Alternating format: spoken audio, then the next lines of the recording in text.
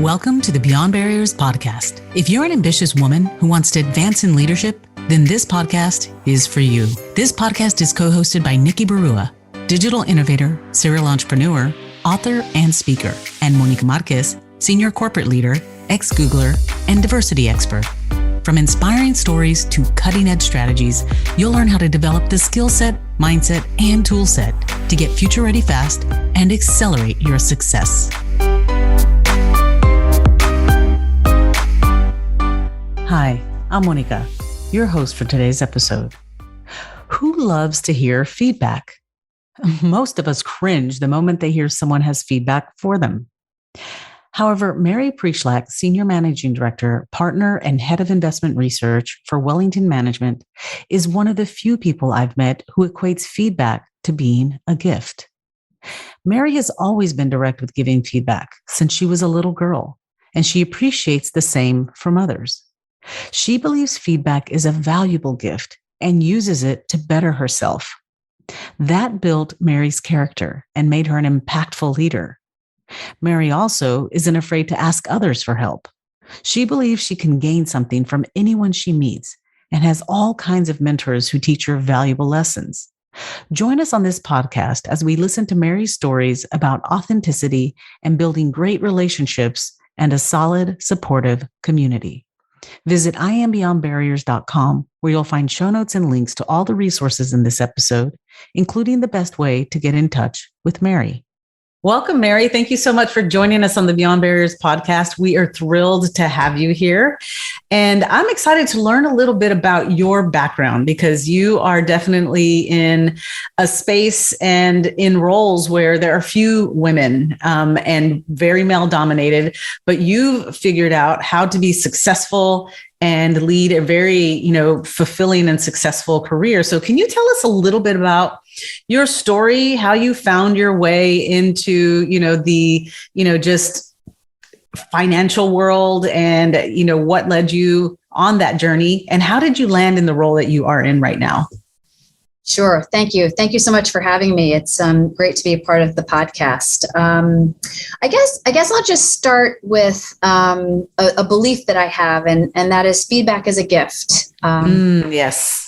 Life is anything but linear, and we're constantly getting feedback throughout life on what's working and what's not.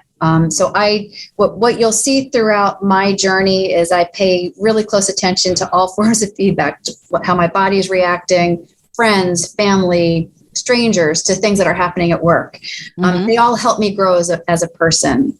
So my simple story is I'm a girl from New Jersey. I had a dream of playing Division I field hockey in college that led me to my alma mater, which is Rutgers University, where I met my best friend, who's my husband today. And I built unbelievable friendships. But in the summer of my junior year in college, I had an internship. And that really opened me up to the world of asset management. And from that moment, I had this aspiration to become a fundamental equity investor. Coincidentally, shortly after I graduated, my family moved up to Boston, and I decided that was where I needed to go. So I followed them to Boston, which is where I eventually got my start in the financial services business, and led me to Wellington. But there are a couple of things that are interesting. I thought I had an idea of what it was I wanted to do. I thought that's what I was doing when I was in that summer internship when I was a junior in college. And where I ended up, where I started, was really far away from where I ultimately wanted to be. And that's where I spent a fair bit of time really making sure that I was in an organization that was going to open up opportunities for me that would help me grow and develop. So I didn't start where I wanted to, but it was a great place for me to start and really put me on my path to where I am today. I'll add just a couple of other points if you'll allow me. Yes. I'm the youngest of three girls. And so that really taught me the importance of always striving for more. My parents always worked more than one job. And so that taught me the importance of having a really strong work ethic. I went to a boarding school in Southern Connecticut, and I didn't appreciate it at the time, but that taught me how to be comfortable being different. And I grew up playing team sports, and that really shared with me the fact that the reality is sometimes you can work hard, but you don't always win. And that it's really hard for you to do everything on your own, that there's a team around you to help you be successful. Right. That's fantastic. And I love your story where you talked about, where you ultimately wanted to be, the first job you had wasn't quite it. But what's important is that you had you said you had a path, you had the clarity of where you wanted to be. So you had that North Star. And I think, what I hear and what I'm deducing, and correct me if I'm wrong, is that you had the opportunity. So you went to this organization. It wasn't quite the role that you wanted, but you knew that would lead you in that direction, right? Yes.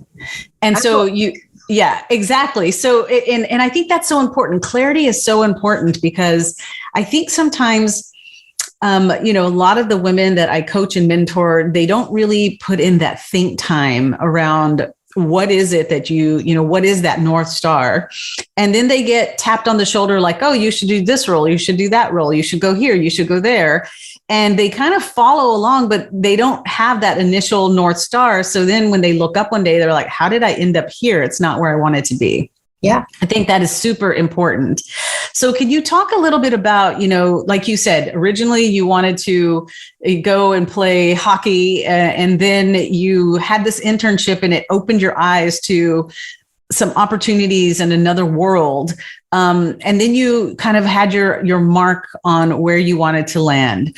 Can you tell me a little bit about how you went digging a little deeper for that clarity on the career path and understanding maybe your strengths and the purpose, what it is that you enjoyed and why it led you that way?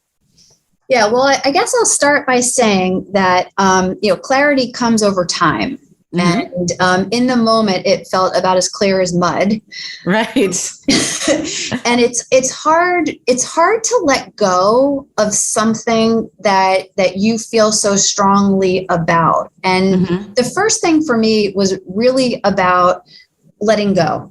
And in order for me to do that, I had to work for an organization, try to identify an organization that was philosophically aligned with me. And so what do I mean by that? I wanted to work with people that were going to help me grow, that were going to help me learn, that were going to give me lots of opportunities, because I realized that this was really my first big lesson, that I thought I knew what I wanted to do. And when I got into this job, I really realized that I want to be a fundamental equity investor. And I worked for the largest index fund in the world.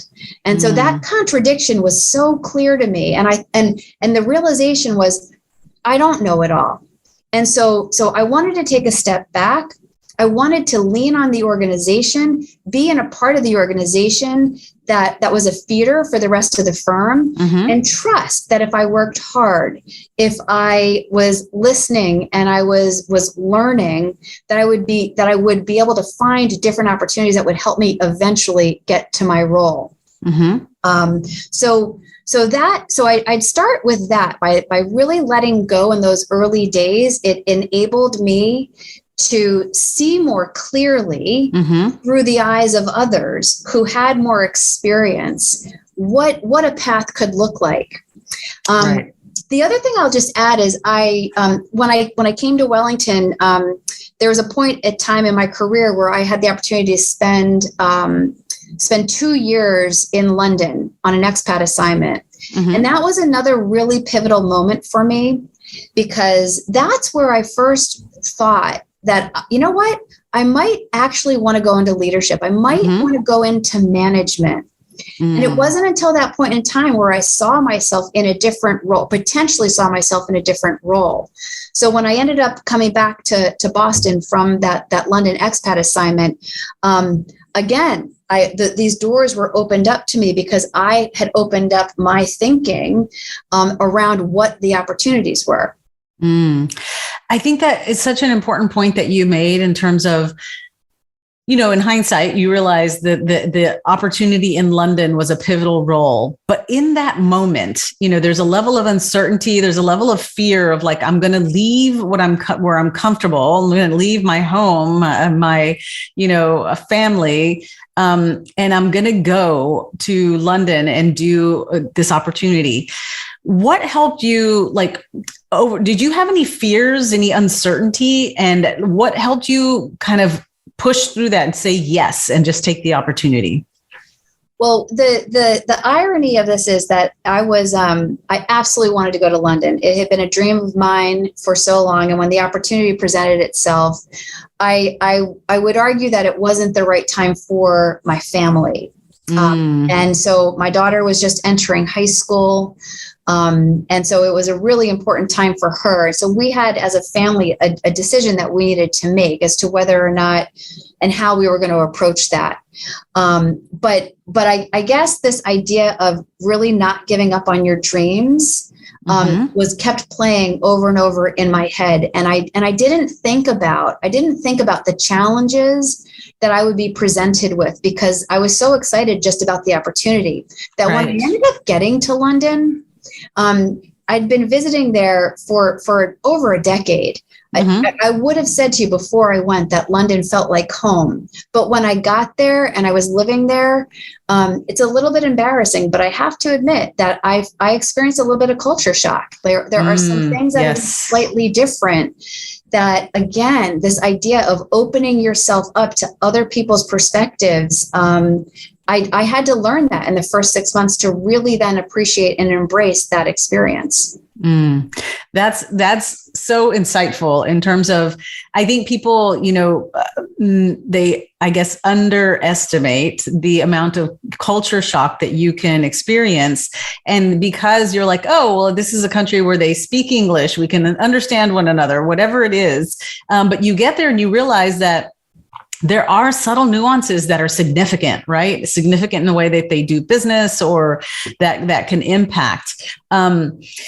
Can you talk a little bit about and sometimes when those things happen, it's, we do something where is embarrassing, or we stick our foot in our mouth, or we make some sort of mistake or fall flat on our face, right?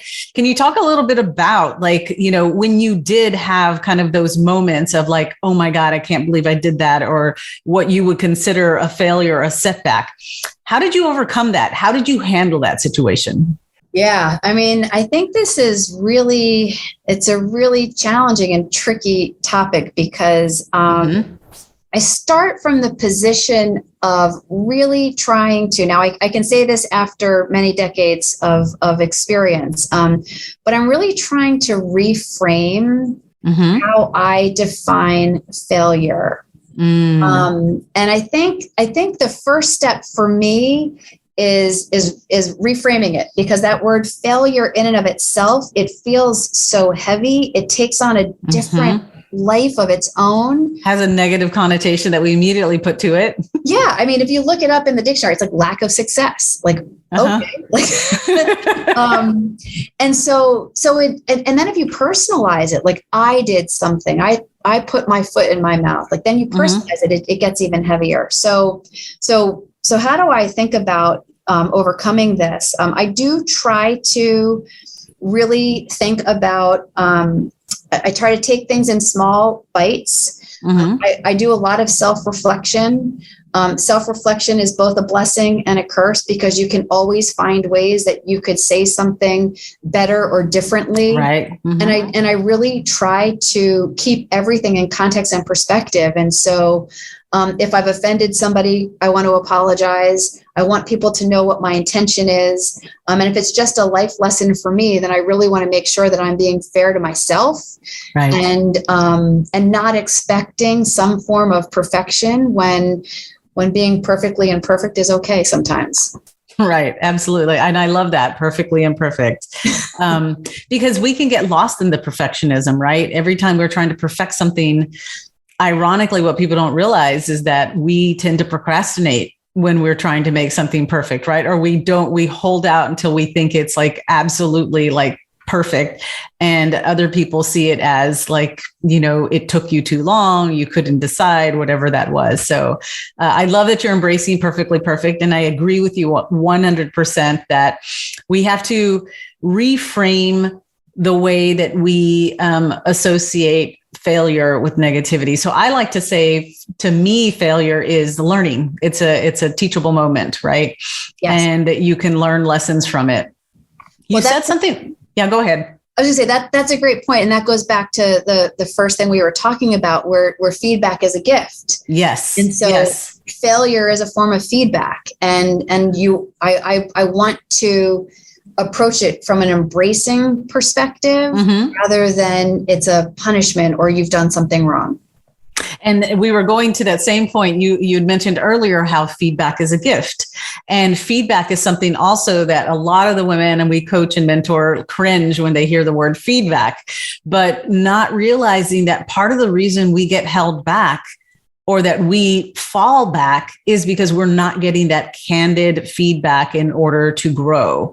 And so what I challenge women all the time is that, we ask for feedback and then we leave it at face value when someone says, oh no, great job, you did a great job, keep doing what you're doing. And we leave it at that, but we're not given anything to build upon, no constructive feedback to build upon. So what would you say about constantly seeking out feedback? And I loved what you said earlier, how feedback isn't just like oral feedback coming from a person, but you're like, I listen to the feedback my body's giving me, I'm watching other people's reactions. Talk about feedback, the way that you've learned to leverage feedback and how you ask for feedback when you're not getting it. Yeah. So I am a very direct person. It's been a part of my DNA, if you will, from the earliest of days that I can remember. And so for me, there was this idea of I owe it to you to be direct about what I'm experiencing and what I'm feeling. And what I didn't realize in those early days, when you're talking to a friend about how you've experienced something and how it impacted you, sometimes people can't handle feedback as directly as I was able and willing to give it. So the first thing for me is just really appreciating that there are many differences in how people receive and give feedback. And it's really important to try to understand those nuances in everybody that I would say is in your circle of trust, that you want as a confidant to really help you get better every day. So that was sort of lesson number one for me. So being direct for me and giving feedback wasn't hard, but what was hard is seeing people not be able to appreciate it and embrace it because of how I was delivering it. So I've tried to modulate my approach there. But then to the point that you asked, as you grow in an organization, the further up you get, the less feedback you're going to receive. And so just because it's not landing on your desk doesn't mean it doesn't exist. And you do have to go out and you do have to fish for it. And so I have found I have a small circle of truth tellers. And these are people that I rely heavily on to be as candid and open and honest with what's working and what's not working. And that circle evolves. It's not a static group, and it evolves based upon what are the things that I'm experiencing and going through, whether it's career or personal, to really make sure that I'm holding myself accountable to this idea of constantly growing and developing, but asking a group of people you trust, people that you know whose intentions are good, is the most comfortable place I am in asking for feedback. I love that. And I love that you said truth tellers, because I tell people, like, it's great to have a, network or mentors or people who are surrounding you that are lifting you up and patting you on the back and cheering you along. But it's so important to embrace the truth tellers. And sometimes the truth tellers are the people that maybe you don't like so much because they are the truth tellers, but they're the ones you're going to grow from the most. I think that is so, so important that you shared that, which leads me to the question you said you had a small circle of truth tellers. And so thinking about that broader community that helps you learn and that you lean on to, help maybe get things done for yourself. Can you talk a little bit about the power of community and how you ask or how you enlist your community to help you in your career? Because what I have found is that many women have lots of networks, lots of connections. They may leverage them for some personal things, but they aren't really leveraging their community in their career, like asking for help building a competency or whatever it may be. Can you talk a little bit about community and how you leverage it? Because it seems like you're doing it with, making sure you're getting that candid feedback and the truth tellers. How do you develop that network or that circle of people around you? Yeah, well, I'd say I think that there's a couple of dimensions I think are important to touch on. The first I would say is in any relationship, it's really important that it's a two-way street, and they take time to build. And the only way that you can build strong relationships is by being authentic and being willing to be vulnerable with them. So I remember when I first started at Wellington, I was a global industry analyst. I was responsible for investing in property casualty insurance, equity stocks. And when I was given the opportunity to manage manage money on our clients' behalf, I remember before I had that opportunity, I spent a lot of time with a peer of mine on the finance team, and just asking her I'd ask her a ton of questions, and then I'd ask her to ask me a lot of questions. She didn't have overlap with what I did. I mean, she was in financials, but she didn't know all the nuances of insurance. But having somebody with an unbiased perspective that was outside of what I was doing, provide that kind of context, really helped me get better. Yes. And so I guess the point of that is, you do have to find people that are willing to devote the time to a relationship. And it is, for me, I've found asking for help, not being afraid to just ask for help, is the first and really important step, because most people do want to help. And I grew tremendously through that experience. And that taught me it's okay to ask for help. Right.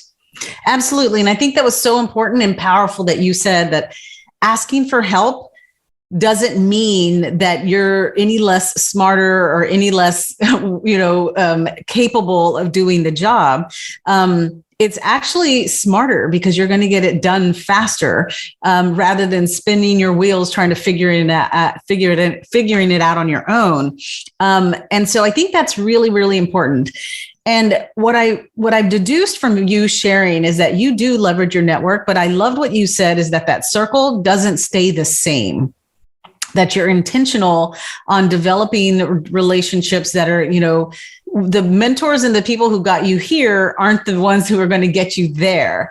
So really being intentional on who it is in that circle. Can you talk a little bit about that? Because feedback I get sometimes when I am mentoring or coaching, these younger women, they're like, there's a little bit of this, for lack of a better term, icky factor that I'm being intentional on developing a relationship for this purpose. And I tell them that's the furthest thing from the truth. I mean, it doesn't mean it has to be a shallow relationship, but talk a little bit about how you do that, because you've been very successful, it sounds, in that regard. Tell me, how does that land on you? How does that resonate, that comment? Yeah, it's funny because I do think that, we try to set up mentor relationships to help people when they're new to our firm, and sometimes those work and sometimes they don't. But to your point, there's an intention behind it. If we want somebody to learn how to interact more with the portfolio managers at the firm, then we want them to have a specific person to help them with that perspective. So there is an intentional element to mentorships. What I have found over time is when I've been assigned mentors, some of them have worked and some of them haven't. What I try to do when I'm interacting with people, whether it's at work or in my personal life, it's really trying to understand where there is commonality. And once you find a common something that is similar between us, it does change the nature of the relationship. And so for me, I do look for common points of interest, common experiences as a way to form and build different relationships that I don't have clarity on where they're going to end, or if these individuals will be in my circle of truth tellers. But what I'm certain of is that I'm building deep and strong relationships. That's important. And I think what I've also heard from you is that this is something you've continuously done throughout your career. And I find it fascinating that, you've done an excellent job where it sounds like you are constantly also seeking out mentors, even though you are super seasoned and successful. You're always seeking out that next level person that's going to help you, which I think is so important because research has shown, and even through the women that, we work with, once we get to a certain point and we start mentoring other people, a lot of the times we forget to continue getting mentored ourselves. So can you talk a little bit about that, of, how it's successful you've been because you keep kind of keeping that circle fresh? So I think it's really important that that you not think about, this is something that I struggled with because I didn't want people to think that I was building these relationships for a purpose that can often be termed as being political. Yes. What I was doing, what I was intending to do was really focus not on being political, but on making sure that I was continuing to learn and grow and benefit from those that have experience around me, so I could help the firm and others around me get better as well. And importantly, give it back, right? So my circle continues to grow, and there are different people in the circle that bring something different to me. For like I've got a really good friend who helps me think about taking risk.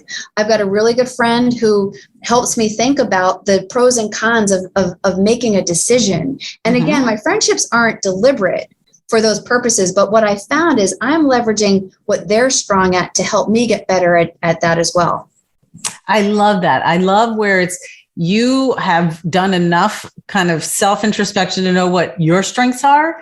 And then you're leveraging others in the places that maybe your strength or, isn't as developed or honed in. So you're really tapping them for those.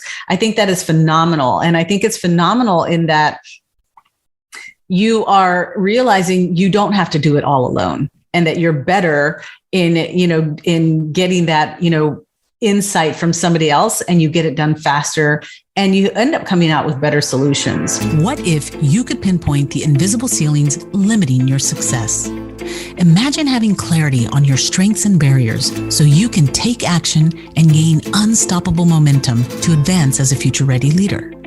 Well, that's exactly what the Beyond Barriers quiz will help you discover. You'll get your personalized score based on the 25 essential elements proven to accelerate success in the digital age, so you can understand what's holding you back and where to focus your efforts. The Beyond Barriers quiz is completely free and takes just a few minutes. Go to iambeyondbarriers.com/quiz and take the quiz today. Now, can I ask, one question, because you do work in a very male-dominated industry, and a lot of the times we have individuals who fall into this trap of that the only people who can mentor them or only people who can coach them are people who look like them. So looking for other female mentors or whatnot. So can you just share, in your career, have all of your mentors been female only, or have they run the gamut? Oh, yeah, that's a great question. They have run the gamut.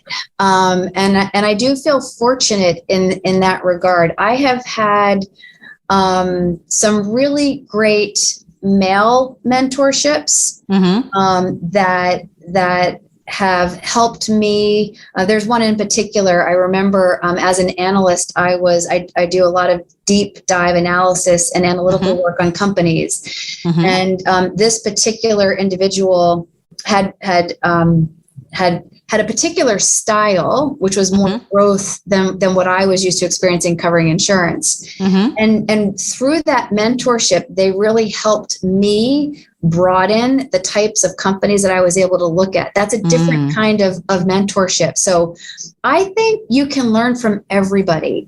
There's something that we can learn from everybody. So I have all kinds of mentorship types of relationships. And I think that that's key. You touched on this before. There's something that we can learn from everybody, and all of these different and diverse perspectives make us better. Absolutely. I could talk to you forever. Thank you so much. So I want to be respectful of time, so we'll have to close out the conversation. But one of my favorite part of the interview is the lightning round questions, because I feel they reveal some things about people that we may not have gleaned otherwise throughout the conversation. So in my first question, I want to ask you, what book has really greatly influenced you? So there's so many great books out there. And the one that's the most recent is a book called Turn the Ship Around. I love it. I've heard of that. It was on my short list. I get this list from a book club, and that's definitely one of my lists to read. What is your favorite inspiring quote or saying? Dance like no one's watching.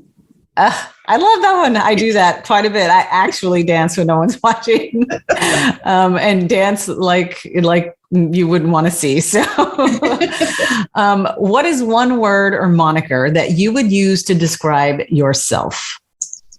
So I have to say that it's hard to share a word like this about yourself. So I did ask my family for their perspective, and fierce is the word that was an agreement of what would describe me the best. I love it. And sometimes, you know what, the best monikers or the best nicknames or whatever people refer you are for those around you, because we have our own blind spot, and we would describe ourselves in another way. And then somebody else says, oh, no, you are fierce. So phenomenal. I love it. Live it, own it, embrace it.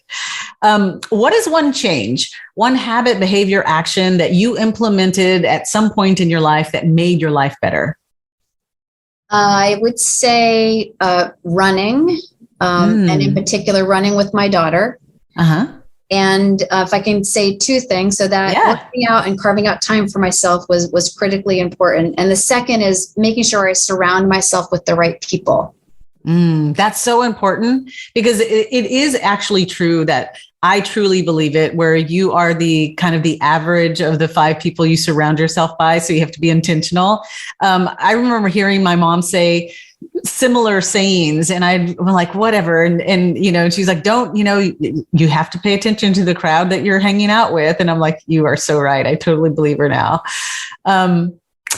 And finally, my favorite. So let's say that fierce Mary is about to walk out on stage. There's thousands of people out in the audience. What is that power song that would be playing as you step foot on that stage? So it's Fly from the Inside by Shinedown. Oh, I love it. I'm so excited to pull all of these amazing songs from our guests that we're going to pull together like a quarterly power list of songs. And that is going to definitely be on the top of the list. So thank you so much, Mary, for your time. Loved having you here to share your pearls of wisdom. And I want to ask, because I know that after every episode, we have somebody reaching out who will always say, I loved Mary's story, resonated so much. How do I stay in contact, or how do I follow her? So what's the best way for someone to get in contact with you if they so chose to? Sure. So I am on LinkedIn. So Mary Pryshlak. I'm on LinkedIn. So feel free to message me there. Or if you'd like, you can message me on my email, which is mpryshlak@icloud.com. Fantastic. So we'll have that on our website along with your episode when it posts. But thank you again. Really enjoyed this conversation. Thank you so much. Thank you for listening to the Beyond Barriers podcast. There are thousands of podcasts out there, and we are so grateful that you've chosen to listen to ours. If you enjoyed the show, please leave us a rating and tell a friend about it. And subscribe to get new episodes every Monday, Wednesday, and Friday. Visit IamBeyondBarriers.com, where you'll find show notes, links, and the best way to connect with our guests. See you next episode.